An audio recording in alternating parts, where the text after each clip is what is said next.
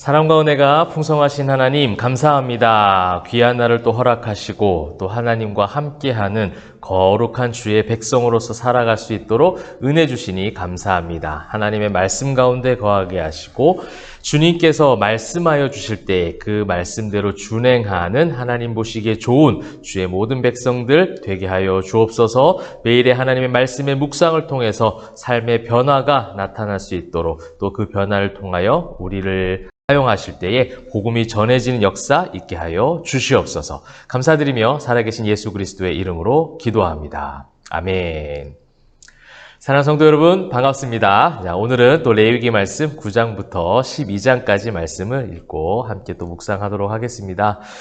이제 오늘 9장에는요, 이제 제사장, 지난 우리 8장에서 보았을 때는 제사장에 대한 규례들이 있었다며, 이제 이 제사장이 소위 말하면 취임식, 위임식을 이제 거행하는 장면입니다.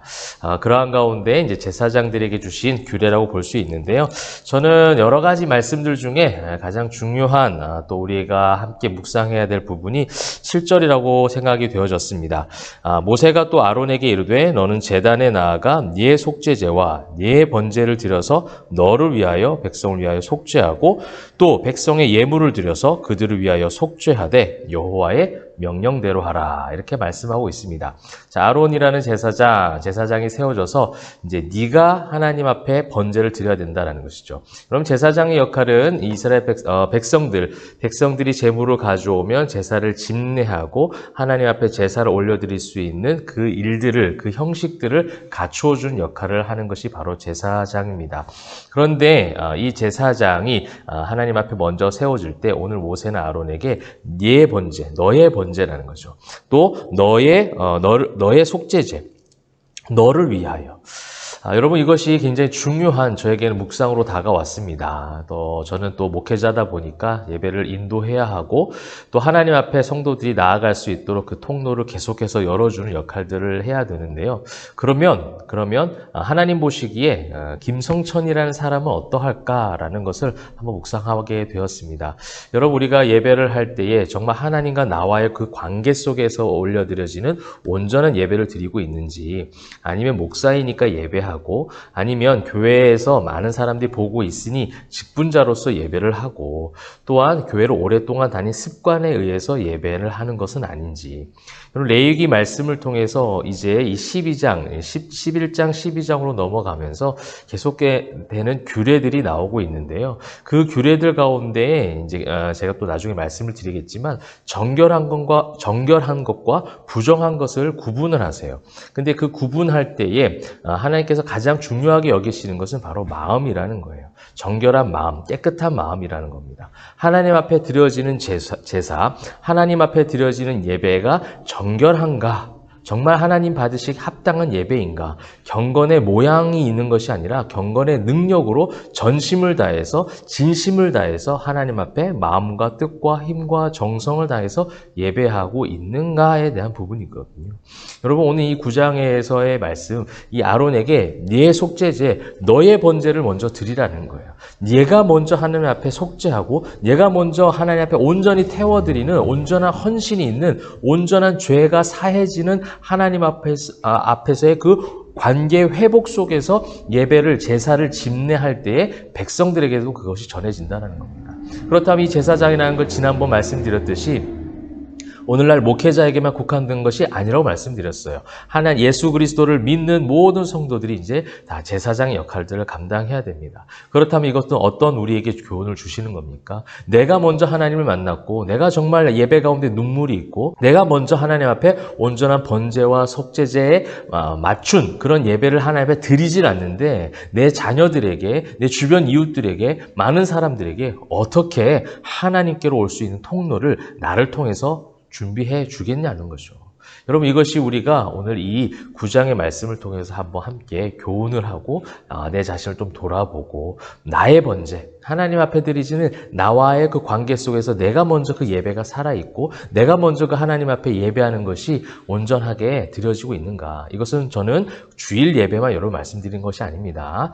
정말 이 시대를 살아가는 신약 시대 예수 그리스도를 경험하고 그 부활을 경험하고 주님의 다시 오심을 기다리며 말씀을 보는 주의 백성들 백성들은 매일의 일상의 예배자로 살아가는 거예요. 주일 예배는요, 함께 모여서 드리는 공회의 예배이지, 그것으로만 우리가 예배를 잘 드렸다, 예배가 하나님 앞에 온전히 드려졌다, 아니다라고 판단하는 것이 아니라 여러분의 매일의 삶, 지금 오늘 이 한 주간 가운데 평일 하나님의 말씀 묵상하고 있는 저와 여러분의 이 하나님 앞에 말씀을 읽는 이것이 바로 하나님 앞에 드리는 제사요, 예배요, 매일의 삶인 줄 믿습니다. 그런 삶이 하나님 앞에 온전한 번제와 온전한 속죄제, 온전한 제사로 먼저 나아가게 되시기를 축복합니다. 자, 그런데 이제 10장에 보면은 완전 반전의 이야기가 나오죠. 아론의 아들 나답과 아비후가 1절에 보시게 되면 각기 향로를 가져다가 여호와께서 명령하시지 아니하신 다른 불을 담아 여호와 앞에 분향하였다. 향을 올려드리는데 하나님께서 명하신 불이 있어요. 하나님의 정하신 법도가 있는 겁니다.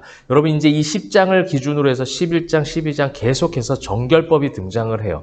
그것은 무엇이냐면 하나님의 기준이 있다라는 겁니다. 하나님의 마음, 하나님의 창조 질서, 하나님이 토부하다라고 말씀하셨던 그 중요한 기준, 그 법도와 그 기준 가운데 들어올 수 있는 거죠.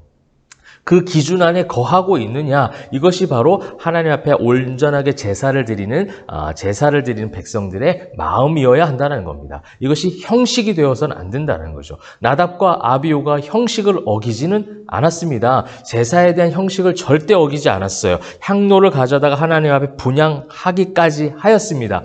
분향한 행동, 형식을 하나님은 기다리시는 것이 아니라 너의 번제, 너의 속죄제, 네가 직접 하나님 앞에 온전하게 제사를 드리고 있는지에 대한 그 마음을 보신다는 것이 이 10장에도 여전히 이어지고 있는데 나답과 아비후가 그러지 못했다는 거예요. 거기에 대한 결과로 죽음을 맞이하게 됩니다. 이것은 제가 구약에서 계속 말씀드린 두 가지죠. 하나님의 헤세드 은혜, 그죠? 우리를 이 죄인을 끝까지 견인하셔서 인내하심으로 우리를 구원하실 그 하나님의 은혜가 있는가 하면 그것을 거스르려고 하는 죄의 습성, 주님이 다시 오실 때까지 계속해서 끝까지 싸워야 하는 이 죄와의 싸움, 이 두 가지가 계속 가고 있다라는 거예요.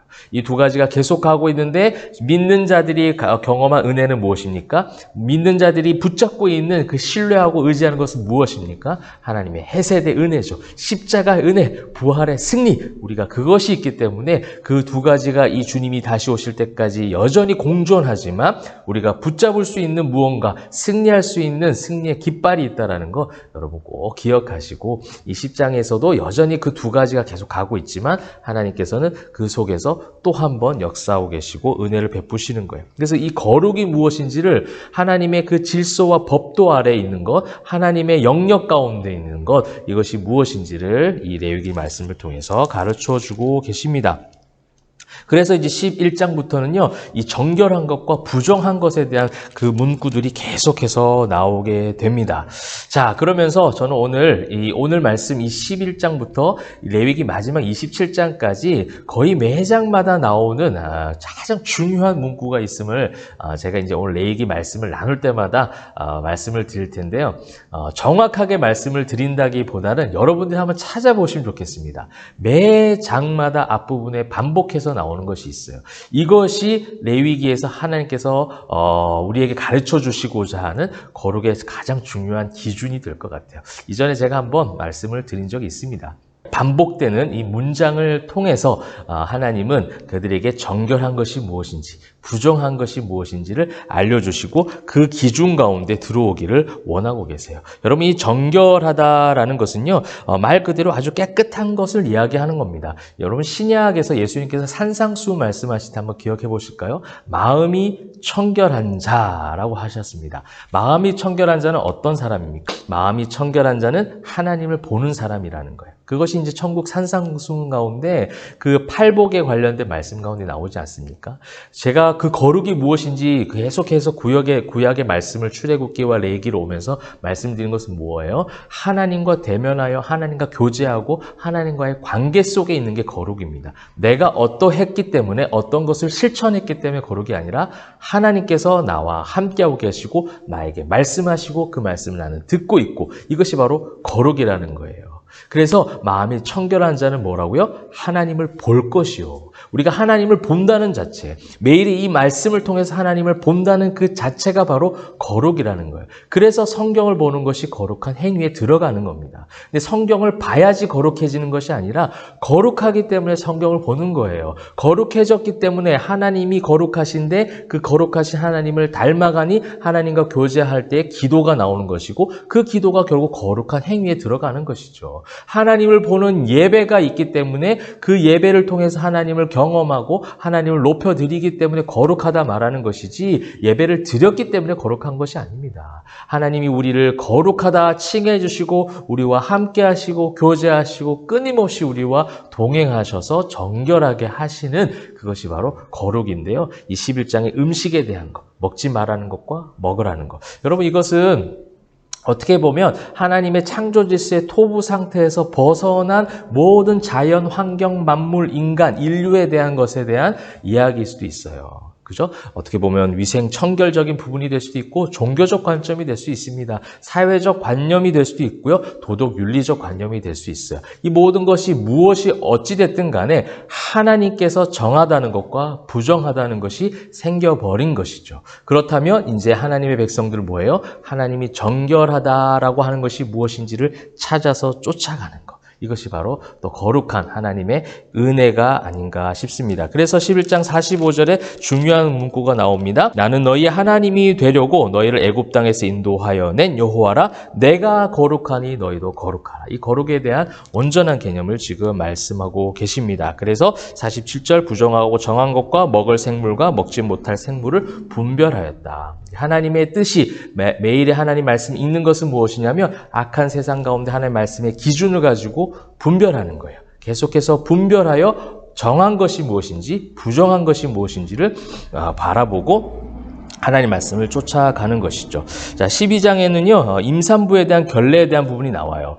자, 이제 12장부터 이제 내일 읽게 될 13, 14, 15 계속해서 이제 나오는 것은 무엇이냐면 이 정결한 것이 무엇인가, 그 다음에 부정한 것이 무엇인가를 말하면서 부정해졌을 때 부정하다라고 끝나지 않는 것이 이제 12장부터 나오는 하나님의 어떻게 보면 이 죄로 인해 해렘당해야 될 부정한 인류의 상태 가운데 하나님께서 정결 예식이라는 걸 만듭니다. 그래서 부정해졌지만 다시 정결하도록 돌아오도록 하는 그런 어떤 하나님의 규례들이 나오는 것을 보게 돼요. 저는 이것을 보면서도 이것이 결국 또 무엇입니까? 해세대 은혜구나. 부정하지만 죄인이지만 의인으로 돌아올 수 있도록 십자가의 길을 여셨던 것처럼 계속해서 하나님은 이 12장부터 부정한 것에 대한 것을 이야기하시고 토부하지 않은 하나님의 형상에서 벗어난 무엇인가를 설명을 하지만 또 그 규례에 대해서 강력하게 권고하시지만 그 부정하게 되었을 때 또 정결하여져서 돌아올 수 있는 길도 열고 계신다라는 겁니다. 사랑하는 성도 여러분, 오늘도 하나님의 말씀 가운데 거하실 때 이 십자가의 길이 우리에게 열려졌다는 것에 대한 감사가 있으시면 좋겠어요. 그 다음에 우리는 거룩한 하나님의 백성임을 여러분 꼭 기억하실 때에 하나님과 소통하며 교통하는 이 거룩함, 하나님이 말씀하여 주시고 그 말씀하여 주시는 것을 듣고 나아가는 것. 이것이 우리의 참된 거룩이요 하나님과의 교제 가운데 이루어지는 참된 거룩한 성도들의 삶이다라는 것을 여러분 선포하실 때에 우리의 그런 삶으로 말미암아 어떻게 됩니까? 많은 사람들에게 복음이 전해지는 거예요. 내가 먼저 번제를 드릴 줄 알아야 돼요. 제사장이 먼저 속죄제를 드릴 줄 알아야죠. 제사장이 먼저 하나님 앞에 말씀하신 그대로 명하시지 않는 불을 사용하지 않고 명한 불을 사용하는 정결함으로 나아가야 백성들이 그것을 보고 따라와 정결한 삶을 살아가게 되는 것처럼 저와 여러분에게는 믿는 자로서 그리스도인으로서 그런 책임과 의무가 있다라는 것, 그것을 또 기도하는 마음으로 또 그렇게 잘 준비되어져서 여러분의 각자의 생활 처소에서 복음을 잘 전하는 구원의 통로, 십자가 복음의 통로가 되시기를 주님의 이름으로 축원합니다. 기도하겠습니다. 사랑과 은혜가 풍성하신 하나님 감사합니다. 오늘도 하나님의 거룩한 주의 자녀답게 살아가기를 소망하는 하나님의 모든 자녀들이 말씀을 읽습니다. 말씀을 읽을 때에 읽혀지게 하시고 이해가 되게 하시고 또 마음속에 깊이 박힌 말씀이 되어졌을 때에 그 말씀으로 말미암아 거룩한 주의 성도들 되게 하여 주옵소서. 또한 이 거룩이 우리의 나의 삶으로 끝나는 것이 아니라 내가 먼저 하나님 앞에 거룩한 예배자로 세워질 때에 그 거룩이 많은 사람들에게 전달될 수 있도록 우리 자녀들에게, 우리 이웃들에게, 우리 주변의 많은 사람들에게 전해질 수 있도록 우리를 통로 삼아 주시옵소서. 감사 찬송 영광 올려드리며 살아계신 예수 그리스도의 이름으로 기도합니다. 아멘.